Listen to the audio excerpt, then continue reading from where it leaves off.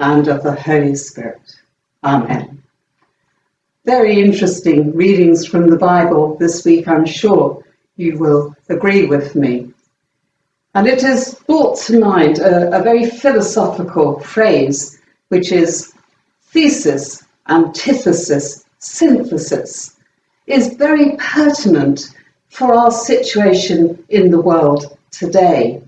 We put forward an idea, and that's what thesis means. And then there's a reaction from other people. And then there is synthesis, which is the way forward and how things change.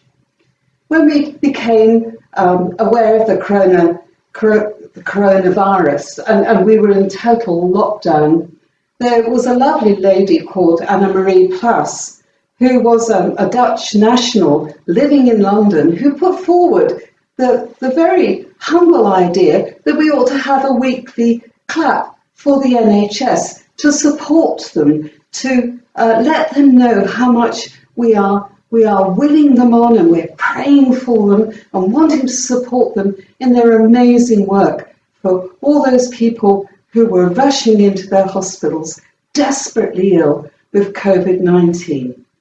And so that came into being. It was her idea, people responded, and so for weeks and weeks on end, the weekly clap for the NHS took place. And again, it was Anne-Marie's idea, as the crisis waned a little bit, that perhaps it was a good idea now to stop and have a pause. And let's hope to goodness that coronavirus peak is never going to come back again. But there have been other things, and just recently on the news, you will have heard our wonderful footballer, a real footballing star, Marcus Rashford, whose experience when he was a child supported the idea that it was important, as schools were more or less in lockdown still, although there are a few children going back, that it was important to be able to feed those children who are from very poor families, whose families would struggle to feed them because they were no longer having free school lunches.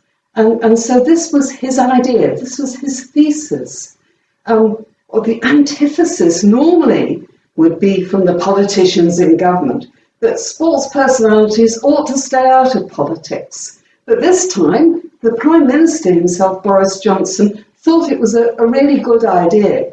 And although poor Boris is taking advice from all his financial advisors, because money is having to be juggled at the moment with all the different things that are happening, he thought it was a valid point that Mark had been put forward.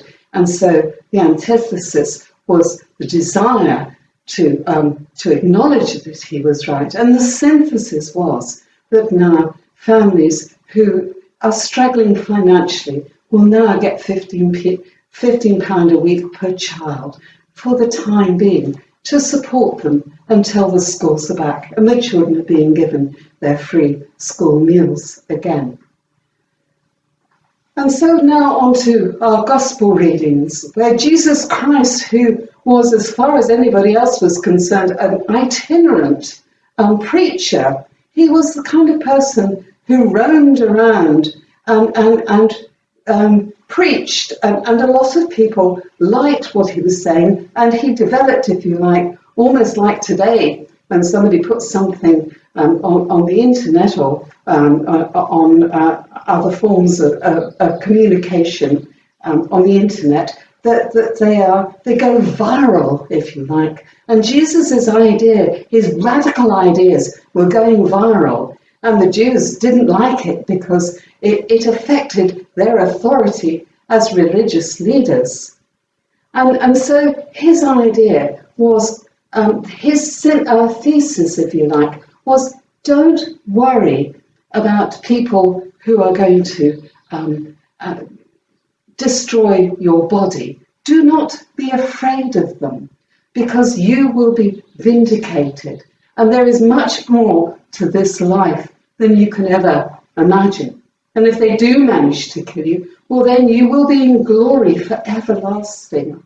there is something to be afraid of, and that is those who will destroy the soul, the devil, if you like, and his desire to do bad things, his desire to stop you doing God's work. And the synthesis for good has to be the way that Jesus Christ's words are still listened to. Jesus Christ is still worshipped in churches all over the world. And even when the poor old churches are in lockdown, we are still finding ways to worship God, to worship his son, Jesus Christ. And the synthesis for that has been, well, you can understand and see how Christianity has made such a difference in the world today, and has made such a difference in the past, and will no doubt continue to have an incredible influence in our future. So let's think about what was going on in Jesus' time. Even as Jesus is being led to his crucifixion, and he's carrying his cross on a road called the Via del Rosso in Jerusalem, the women were coming up and touching him and crying because they knew that he was about to die. And Jesus turned around and said, "Don't worry about me. Pray for yourselves. Think about what's going to happen to you. And I pray that those who worry about me now will be in such a dreadful state in the years to come that they will consider my sufferings to be as nothing as what they're going through." And that Jesus is saying, don't worry. I know what it was like to be in a dire situation.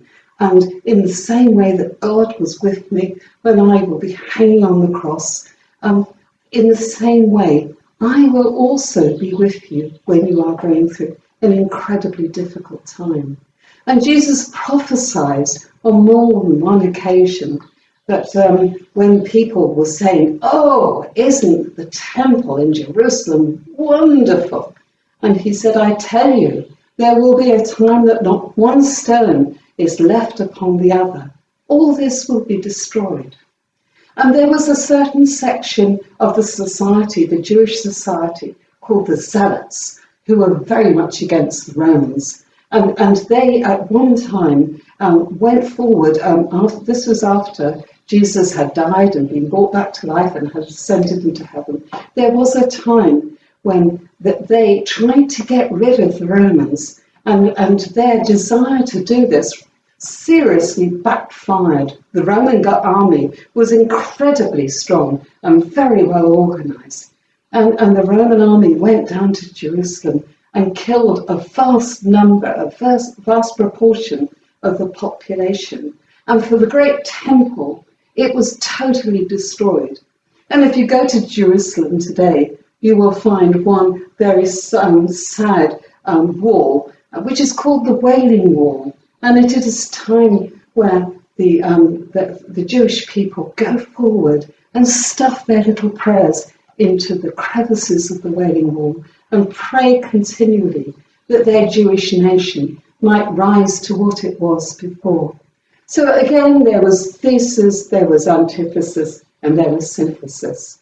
And for what are we about today? We are going through extraordinary times, and a lot of historians and a lot of intellectuals and non-intellectuals have said this society that we live in has never been through such a difficult time that we're going through at the moment. Apart from the last time was the Second World War.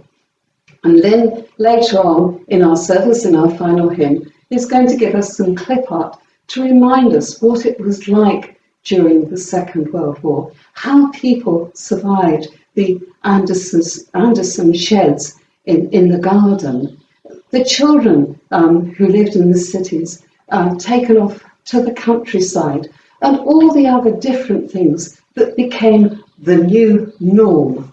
We have to be open to the fact that our society is going to be the new norm in the future.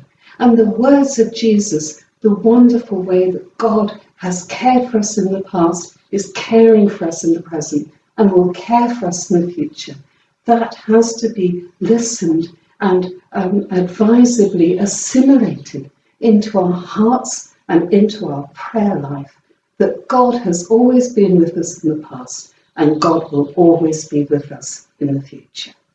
Amen.